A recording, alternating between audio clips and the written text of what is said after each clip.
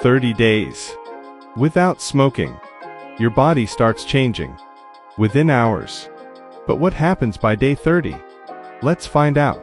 Day 1. Your heart rate and blood pressure begin returning to normal. Oxygen levels improve. Day 3. Most nicotine has left your body. Cravings and irritability may increase. Day 7. Breathing may feel easier. Your sense of taste and smell may improve. Day 14. Circulation improves. Daily activities may start feeling easier. Day 21. Your lungs continue cleaning themselves. Coughing may begin to decrease. Day 30. Your body has made significant progress. Full recovery takes longer, but science shows the benefits begin almost immediately. Sometimes, the best change you can make for your body starts with one decision.